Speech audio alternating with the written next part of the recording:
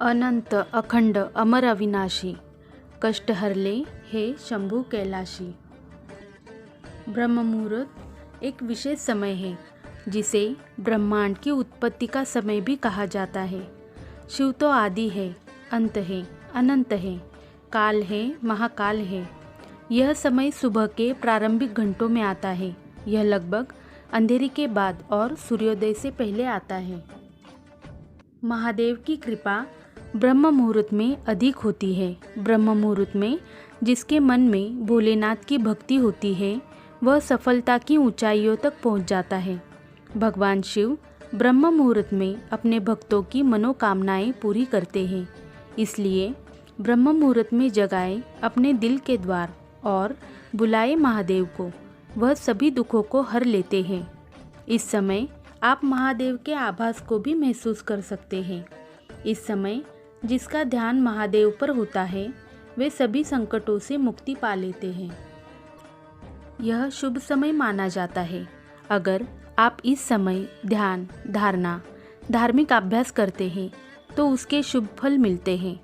ब्रह्म मुहूर्त में मन शुद्ध और स्थिर होकर आंतरिक आनंद की प्राप्ति होती है।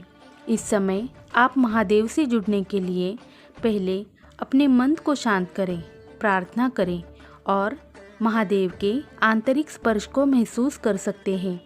यह समय काफ़ी शुभ और सकारात्मक होता है। यह समय भारतीय ज्योतिष और आयुर्वेद में भी खास महत्व रखता है। इस समय में आप अपने ईश्वर से आध्यात्मिक गुणों के कारण जुड़ जाते हैं। इस समय मन शांत और निर्विचार होता है। इस समय आपका समर्पण बढ़कर आपको ध्यान में अनुभूति की गहराई मिलती है। आप जिस भी मार्ग से चाहे महादेव से इस समय आसानी से जुड़ सकते हैं। जैसे आप जाप कर सकते हैं, ध्यान धारणा, योग साधना कर सकते हैं। इस समय प्रार्थना करने से वह जल्दी फलित होती है, क्योंकि इस समय प्रकृति शांत और पवित्र होती है। इस समय उठने से आपको मन और शरीर में अधिक ऊर्जा का स्रोत महसूस होगा। ब्रह्म मुहूर्त में सोचा गया हर एक विचार हमारे वास्तविक जीवन में आने लगता है।